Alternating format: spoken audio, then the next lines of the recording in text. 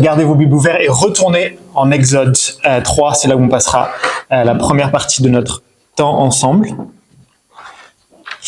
Gardez aussi vos feuillets, peut-être ce sera utile avec les points principaux du message. Et avant de commencer, je vais prier. Notre Dieu, notre Père, merci pour ton évangile. Merci pour les vérités qu'il nous proclame. La mort de Jésus pour nos péchés, sa résurrection comme espoir pour nos vies. Que cet évangile nous donne la confiance de notre salut, nous donne la motivation pour vivre d'une manière qui te plaît selon tes voies. Que cette prédication ce matin soit utile pour présenter cet évangile, pour nous donner confiance et pour nous motiver. Au nom de ton Fils Jésus. Amen. Alors, comme vous le savez peut-être, à Emmanuel Etterbeek, notre habitude, c'est de faire des séries de prédications dans des livres de la Bible, section après section, pour essayer de découvrir quel est le message, la pertinence de ces livres écrits parfois il y a des milliers d'années pour nous aujourd'hui. Nous croyons aussi qu'il est parfois utile de prendre un peu de recul et de consacrer une prédication ou une série de prédications parfois à des thèmes, par exemple l'Église, ou alors les relations pour la gloire de Dieu. Et le message de ce matin est un peu dans ce même style, un style d'un message thématique. En effet, ce dimanche, nous faisons une pause au milieu de notre série dans les chapitres 40 à 55 du livre d'Ésaïe pour prendre du recul ensemble et considérer un thème important dans la Bible, un thème tout particulièrement important dans la section des chapitres 40 à 55 du livre d'Ésaïe. C'est le thème du nouvel Exode. Alors, si vous étiez parmi nous la semaine dernière, ce n'est pas la première fois que vous entendez parler du nouvel Exode, puisque cette expression, Tom l'a utilisée à plusieurs fois dans son excellente prédication que je vous recommande d'ailleurs d'écouter si vous n'avez pas eu la chance de le faire. Et la semaine dernière, il nous a montré qu'Ésaïe parle du salut que Dieu accomplit dans des termes qui évoquent l'Exode. Dieu nous parle du salut que Dieu accomplit. Ésaïe nous parle du salut que Dieu accomplit dans des termes qui évoquent l'Exode. Cet événement important de l'histoire du peuple d'Israël que nous lisons dans le deuxième livre de la Bible et dont nous avons lu un chapitre ce matin. Et Tom avait utilisé l'illustration suivante. Le premier Exode, en fait, fonctionne comme une sorte de moule, alors pas de moule à gâteau, mais de moule à salut. Un moule pour tous les autres saluts que Dieu allait, par la suite, accomplir à travers l'histoire que nous lisons dans la Bible, mais aussi chaque salut, après l'Exode, mais jusqu'à ce que Jésus accomplisse l'Exode ultime dans le Nouveau Testament. Mais peut-être que la semaine dernière, vous êtes demandé, ok, merci Tom, je comprends qu'Ésaïe utilise le langage de l'Exode pour parler du salut prophétisé dans les chapitres 40 à 55. Et alors? Quel est l'intérêt de voir cela, au-delà de pouvoir juste cela raconter dans la prochaine étude biblique? A-t-on vraiment besoin de comprendre que la manière dont Dieu accomplit son salut suit ce moule de l'Exode? Il y aura probablement beaucoup de gens au paradis qui n'auront jamais entendu parler du second Exode, qui auront mis leur confiance en Jésus et son sacrifice, bien entendu. Et donc, on n'est pas obligé de savoir ce qu'est le nouvel Exode ou que Jésus suit un nouvel Exode pour être sauvé. Ouf. Mais en même temps, ce que je voudrais vous montrer ce matin, c'est qu'en comprenant mieux le premier Exode et la manière dont le salut de Dieu en Jésus est l'accomplissement d'une nouvelle version de l'Exode, en comprenant cela, on en vient à mieux comprendre la nature du salut dont nous sommes au bénéfice, le caractère de Dieu, et aussi à comment prendre des décisions, à comment vivre la vie aujourd'hui d'une manière plus en relation avec ce salut de Dieu. Une autre manière de le dire, c'est que c'est comme si Dieu était un super prof et que pour nous expliquer la manière dont il sauve, le pourquoi il sauve, et surtout qui il est, il utilise une aide visuelle géante dans sa super pédagogie, l'Exode. Alors comment décrire le Dieu en qui nous croyons et le salut nous sommes au bénéfice? C'est la question en haut de vos feuillets. Comment décrire le Dieu en qui nous croyons et le salut dont nous sommes au bénéfice? Voici en quelque sorte une réponse. En ayant bien compris la manière dont Dieu se révèle à travers le premier Exode. En ayant bien compris la manière dont Dieu se révèle à travers l'Exode. Recule donc de caméra ce matin et une question pour nous. Comment est-ce que ce premier Exode, celui qui nous est raconté dans ces premiers livres de la Bible, nous prépare au grand salut que Dieu vient accomplir en Jésus dans le Nouveau Testament? Et donc 2 points ce matin que je vous propose de considérer. Tout d'abord, le salut de l'Exode et ensuite l'Exode de Jésus. Dieu sauve à travers l'Exode. C'est notre premier point. Alors bien sûr, ce matin, on va pas avoir le temps de lire tout le livre de l'Exode pour étudier ensemble le moule à travers lequel les autres saluts sont conçus. Mais la bonne nouvelle, c'est que Dieu, en fait, nous donne les réponses à nos questions au début du livre, dans le chapitre 3 que Eni nous a lu. Regardez avec moi le verset 7. L'Éternel dit, « J'ai vu la souffrance de mon peuple qui est en Égypte, et j'ai entendu les cris qu'il pousse devant ses oppresseurs. Oui, je connais ses douleurs. » On plante le décor d'abord. Israël, c'est-à-dire le peuple descendant de la famille d'Abraham, une famille spéciale choisie par Dieu, est maintenant en esclavage en Égypte, à construire des pyramides. Ces conditions de vie sont horribles. Le peuple en vient donc à crier à Dieu. Et Dieu entend ces cris. Versets 8 à 10. « Je suis descendu pour le délivrer de la domination des Égyptiens et pour le faire monter de ce pays jusque dans un bon et vaste pays, un pays où coule le lait et le miel. C'est l'endroit qu'habitent les Cananéens, les Hittites, les Amoréens, les Phéréziens, les Héviens et les Jébusiens. Maintenant, le cri des Israélites sont venus jusqu'à moi. J'ai aussi vu l'oppression que leur font subir les Égyptiens. Maintenant, vas-y, je t'enverrai vers le Pharaon et tu le feras sortir d'Égypte, mon peuple, les Israélites. » En clair, Dieu annonce à Moïse qu'il va sauver le peuple d'Israël de la main des Égyptiens, de la main de Pharaon. Super scénario de film. D'ailleurs, comme vous le savez, DreamWorks en a fait un film, bien avant les Shrek et Kung Fu Panda. Mais ces versets ne sont pas simplement un bon scénario de film d'animation. Surtout, comme je l'ai dit, ils révèlent à la fois la nature du salut dont nous sommes au bénéfice et le caractère du Dieu du salut. Commençons donc par la nature du salut.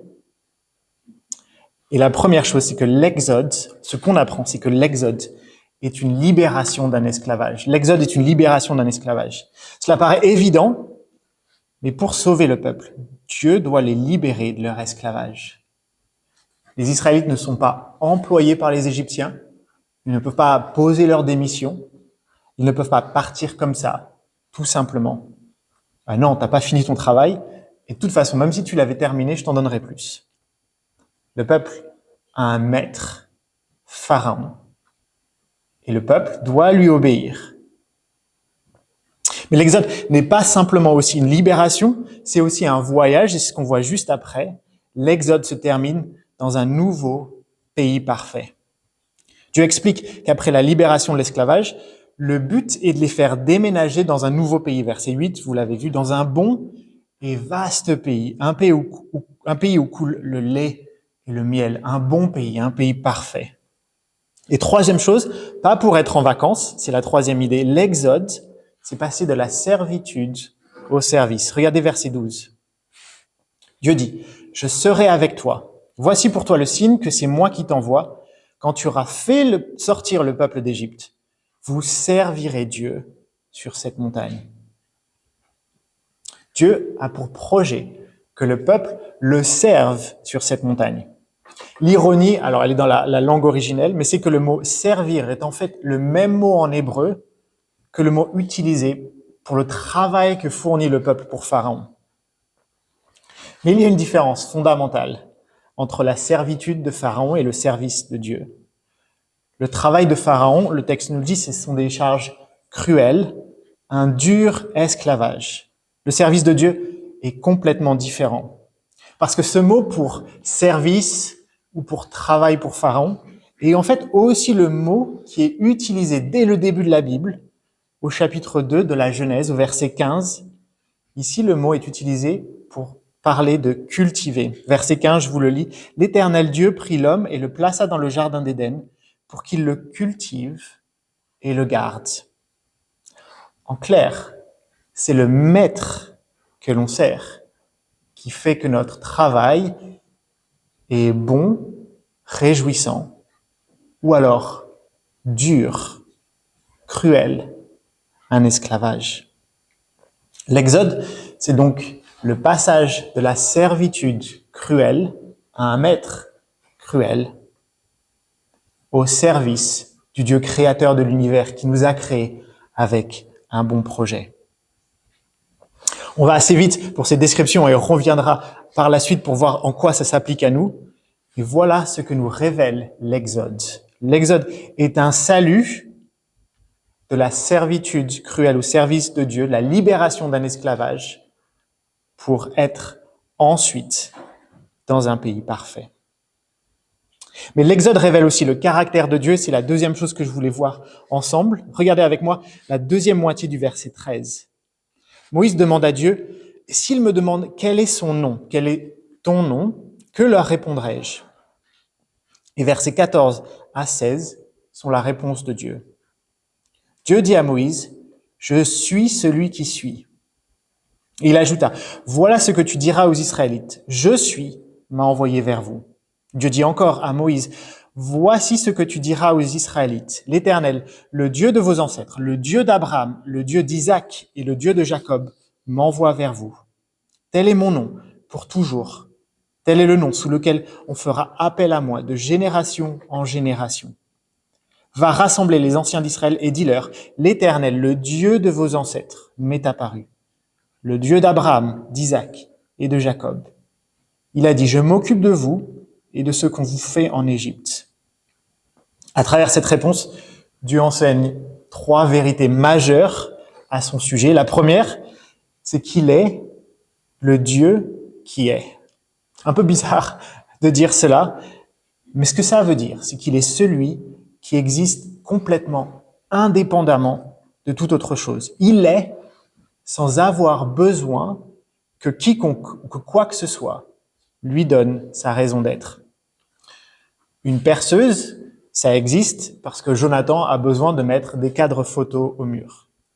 Bruxelles, ça existe parce qu'un jour, il y a des gens qui se sont dit « Ah, ça pourrait être un bon endroit pour vivre et faire des frites. » J'existe parce que mes parents ont souhaité mon existence. Le Mont Blanc existe parce que Dieu a décidé qu'une montagne blanche et très haute, ce serait joli ici. Dieu, lui, existe sans que personne n'ait un jour décidé de son existence. Il existe avant que quoi d'autre que ce soit ne soit décidé. C'est lui qui existe avant toute autre chose. Et pourquoi c'est important? C'est important parce que son indépendance implique que Dieu est complètement capable d'accomplir ce qu'il veut accomplir. Imaginez que Dieu se présente en disant « Je suis celui qui puisse soulever ce rocher ». S'il n'était pas capable de le faire, alors il ne serait pas véritablement celui qu'il dit qu'il est. Et donc si Dieu dit « Je suis le Dieu qui peut vous sauver de l'Égypte », ce salut alors, puisqu'il est celui qui est, ne dépend plus de la bonne volonté de Pharaon, du nombre de personnes à sauver ou de la bonne volonté du peuple. Non. Dieu dit « Je suis celui qui est, je sauve », alors il sauve.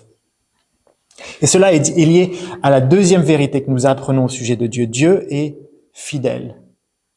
Intéressant aussi comment Dieu se présente à Moïse. Il se présente comme le Dieu de vos ancêtres, le Dieu d'Abraham, le Dieu d'Isaac et le Dieu de Jacob.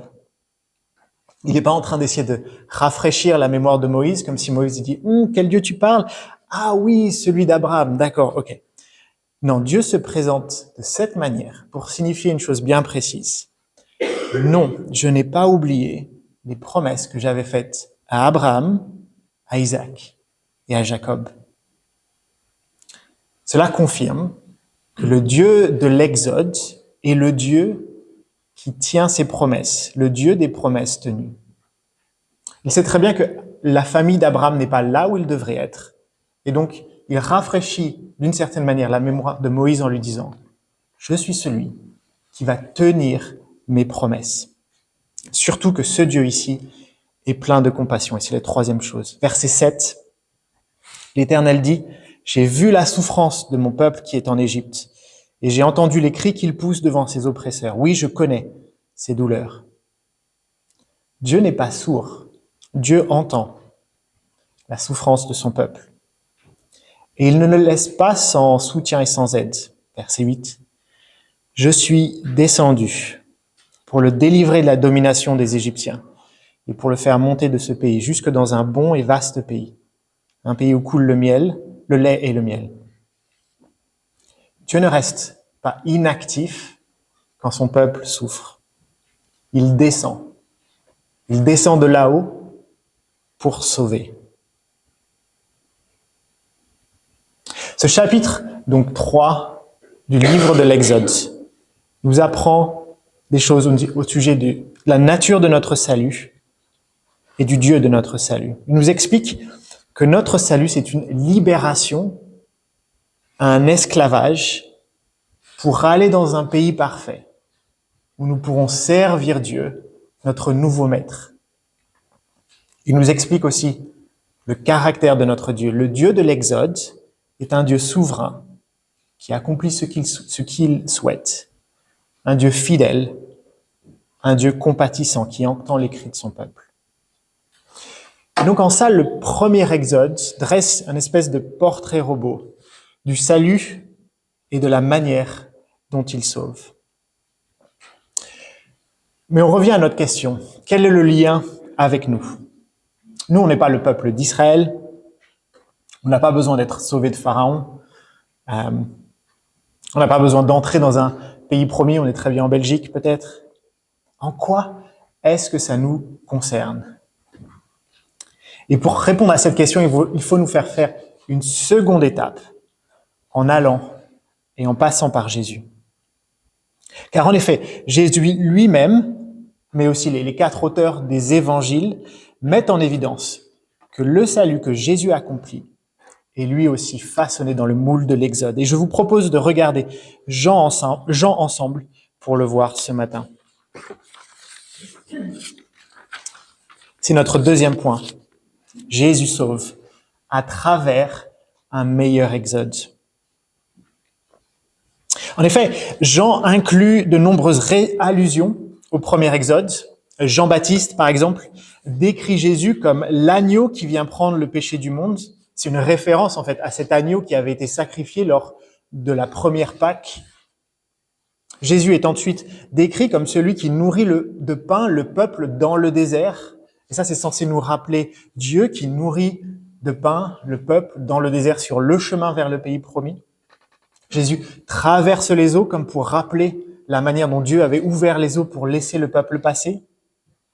Mais c'est aussi et surtout au moment de sa mort que le langage de l'Exode est le plus présent. Sa crucifixion se déroule la semaine de la fête de Pâques, l'anniversaire en fait, de la sortie d'Égypte.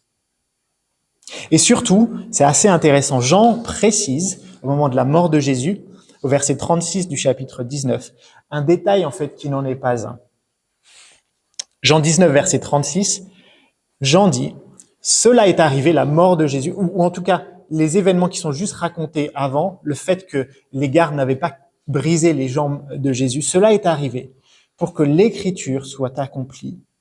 Aucun de ces os ne sera brisé. En clair, ici, Jean fait le lien entre Jésus et l'agneau de la Pâque, celui dont les os n'ont pas été brisés dans cette citation. En clair, Jésus est le nouvel agneau d'un nouvel exode. La mort de Jésus à la croix correspond en fait au sacrifice de l'agneau, juste avant le départ du pays d'Égypte. Pour résumer, et là on a été très rapide, mais Jean explique dans son évangile que Jésus accomplit par son salut un nouvel exode. Mais encore une fois, revenons à nos moutons. Quel est le lien avec nous? De quel exode s'agit-il? De quel esclavage sauve-t-il? Et dans quel pays nous fait-il rentrer? Voilà les deux questions avec lesquelles je voudrais terminer ensemble ce matin. Un peu plus tôt, en fait, en Jean 8, nous lisons une conversation tendue, en fait, entre un groupe de responsables religieux et Jésus. Le problème, c'est que ces responsables religieux ne peuvent accepter la manière dont Jésus les décrit. Et vous trouvez le texte affiché ici. Jean 8, versets 31 à 35. Alors, c'est-à-dire Jésus, dit aux Juifs qui avaient cru en lui, « Si vous demeurez dans ma parole, vous êtes vraiment mes disciples. Vous connaîtrez la vérité, et la vérité vous rendra libre. » Alors, c'est les responsables religieux, lui dire, « Nous sommes la descendance d'Abraham et nous n'avons jamais été esclaves de personne. » Déjà, c'est pas vrai, on l'a lu juste avant. Mais comment peux-tu dire, vous deviendrez libres? Jésus dit, en vérité, je vous le dis, leur appliqua Jésus. Toute personne qui commet le péché est esclave du péché. L'esclavage dont Jésus est venu nous libérer, c'est celui du péché. Toute personne qui commet le péché est esclave du péché, selon Jésus. Celui qui travaille pour le péché est esclave du péché. Alors, je ne suis pas en train de dire ici que tout le monde fait autant de mal que ce qu'il pourrait. Non. Mais simplement que par nature, nous tous, nous vivons comme si Dieu n'existait pas très intéressés à faire ce qu'il nous demande de faire, à faire ce pourquoi il nous a été créés. Si le maître que nous servons n'est pas Dieu, alors nous servons le péché. Et l'esclavage, la dure servitude, les travaux cruels dont nous avons besoin d'être libérés ne sont pas ceux de Pharaon, bien entendu, mais ceux d'une nature qui ne fait pas le bien. Comment être libéré alors? Souvenez-vous de Jean-Baptiste. Jésus est l'agneau de Dieu pour le péché. À la croix, c'est ce que nous explique l'évangile de Jean. Jésus paye le prix de notre rachat en payant notre dette. On ne peut pas poser notre démission du péché. Nous avons besoin que Jésus paye notre dette. Voilà la libération de l'esclavage qu'il accomplit. Mais la deuxième partie, c'est qu'il nous fait sortir pour aller dans un bon pays. Il nous fait sortir du monde. En effet, et vous le savez, les 4 évangiles ne se terminent pas avec le récit de la croix. Il reste une dernière étape essentielle à l'exode ultime. Jésus doit maintenant nous guider dans le pays promis. Et Jean nous le raconte dans le chapitre qui suit, le chapitre 20 que Hiroun nous a lu. Alors il est vrai, dans ce chapitre, le chapitre 20, on n'a pas de référence, d'allusion à l'exode, en tout cas pas clairement, mais c'est parce qu'à la place, je pense que le chapitre 20 de Jean veut nous mettre en tête un autre chapitre de la Bible, le chapitre 2 de la Genèse. Nous sommes le premier jour de la semaine, le premier jour d'une nouvelle semaine. C'est le dimanche, chapitre 20, verset 1, le dimanche, le premier jour d'une nouvelle semaine. Nous avons un homme, Jésus, nous avons une femme, Marie-Madeleine, dans un jardin. Et ça, on le sait parce que Marie-Madeleine pense que Jésus est le jardinier. Un détail un peu inutile, si Jean n'est pas en train de l'utiliser pour nous décrire l'endroit où cette conversation se passe. Un homme, une femme, dans un jardin, le premier jour d'une nouvelle semaine. Mais pourquoi alors laisser tomber le nouvel Exode pour peindre cette scène, de la couleur verte du Jardin d'Éden, parce que justement, le Jardin d'Éden, ou plutôt le nouveau Jardin d'Éden, est exactement là où doit aboutir le salut ultime de Dieu. Depuis le 3e chapitre de la Genèse, nous le savons, la question que nous pose la Bible est la suivante. Comment retourner dans le pays perdu, le paradis perdu? Comment y retourner? Comment expérimenter de nouveau une relation restaurée avec notre Créateur?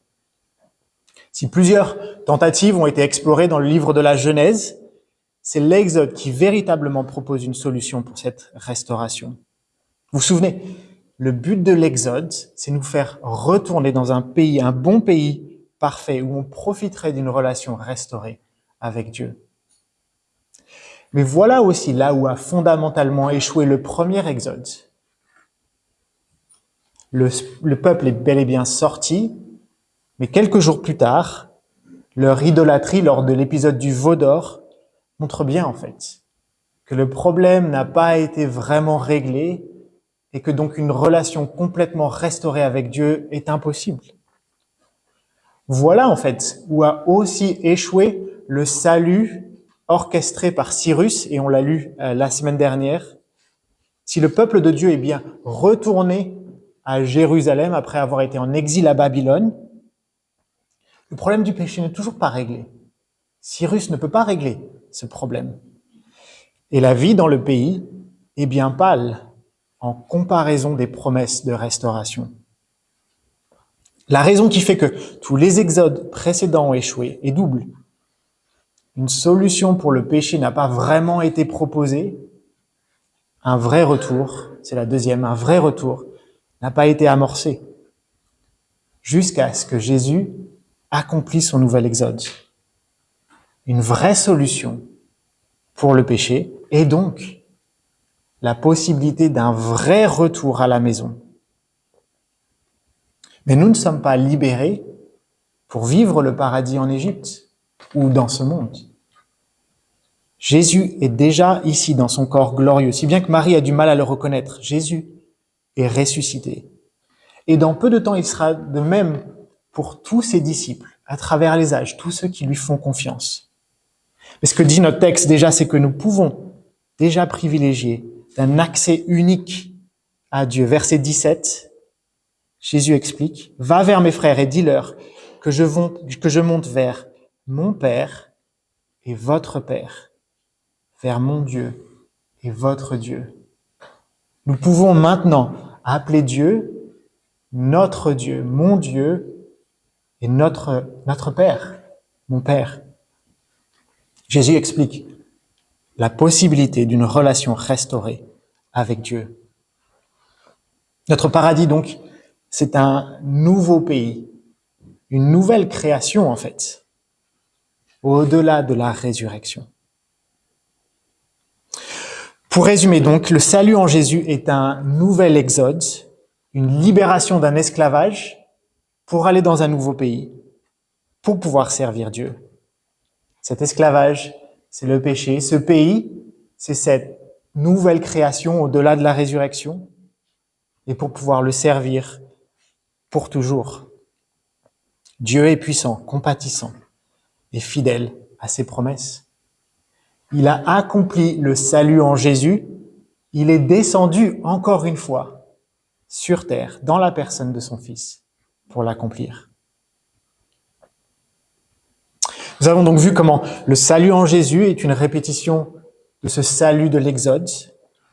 Mais alors, qu'est-ce que ça change de voir que notre salut est calé sur le modèle de l'Exode?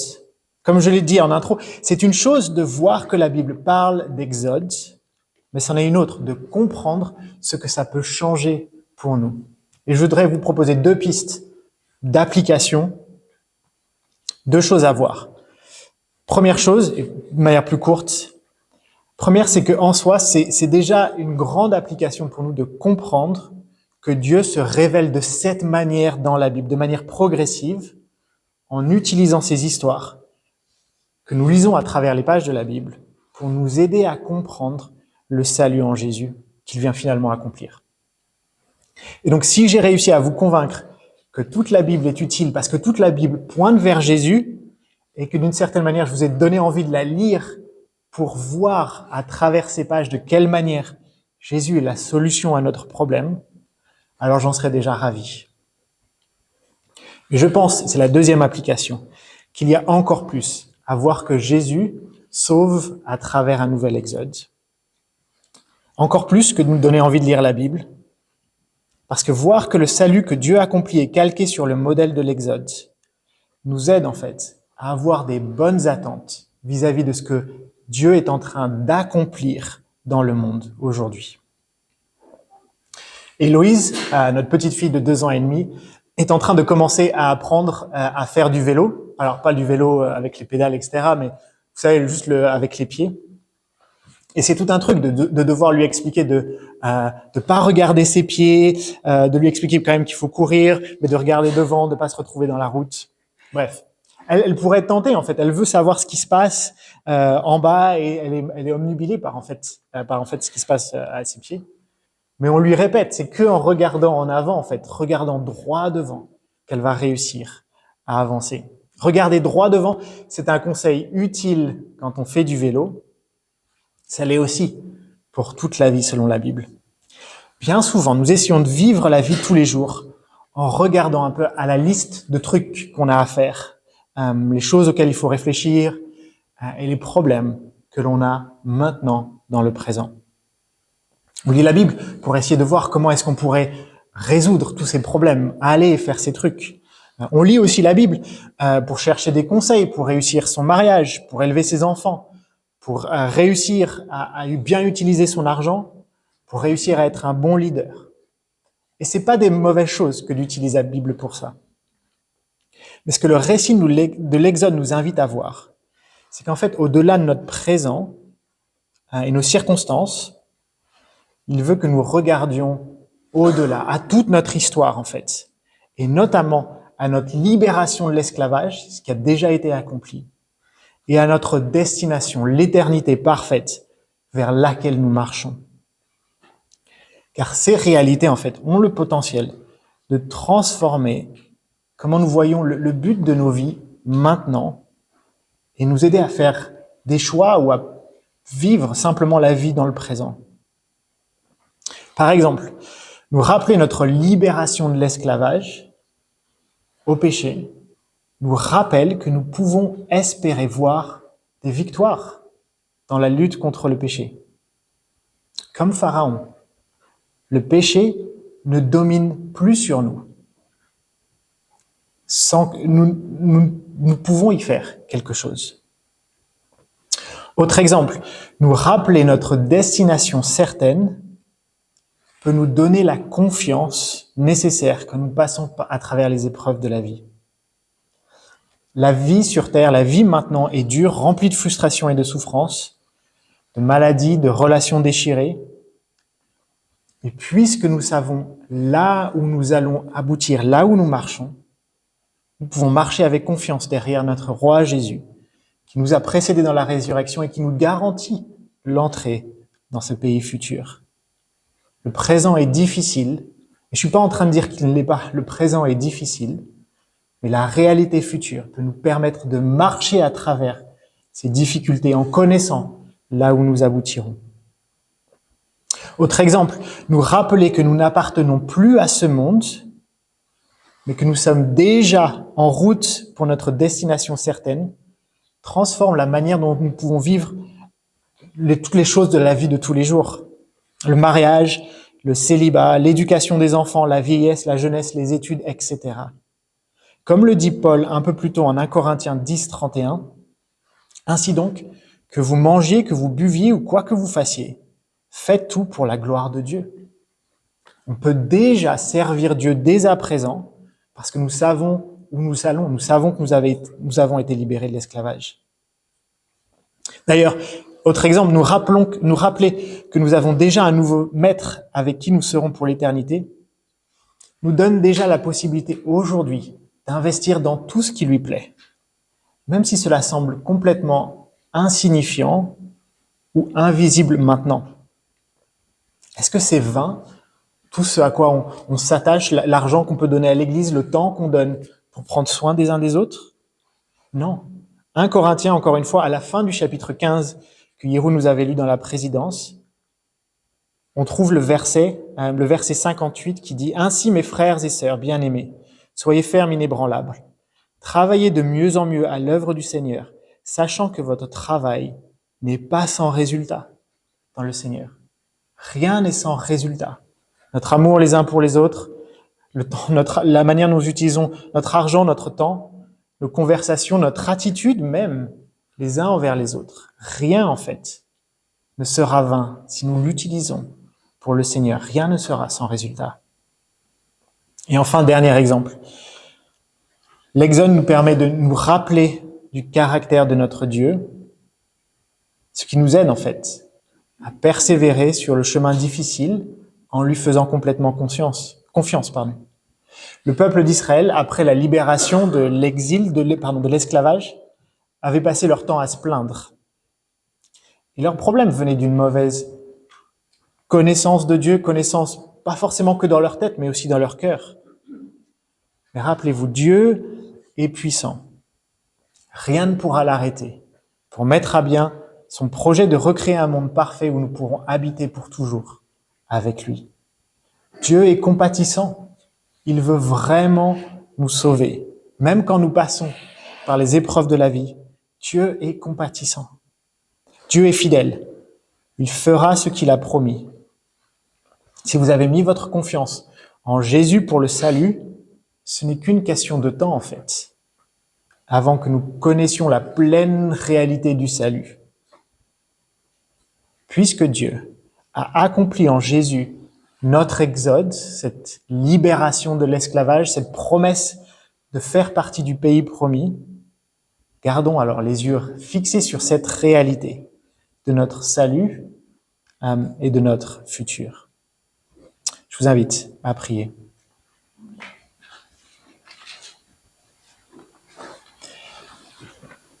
Notre Dieu, notre Père, merci pour la manière dont tu te révèles et dont les choses qui nous semblent invisibles dans le présent, le salut dont nous sommes au bénéfice, parfois même ton caractère, ta compassion, ta fidélité, ta puissance, ces choses nous paraissent parfois invisibles dans le présent. Merci pour la manière dont tu te révèles et dont tu nous rappelles que nous pouvons te faire confiance au sujet de notre salut et au sujet de notre espérance, appartenir à ce monde parfait que tu as recréé et cette relation restaurée avec toi. Seigneur, je te prie pour chacun d'entre nous que ta parole fasse son travail, particulier que ce thème de l'Exode puisse nous rassurer, nous réjouir à propos de la réalité de notre salut et du caractère, ton caractère, et qu'il puisse nous motiver à vivre dès à présent avec ce futur en tête et à traverser avec confiance toutes les épreuves de ce chemin encore que nous devons parcourir avant l'entrée dans le pays promis. Au nom de ton Fils Jésus. Amen.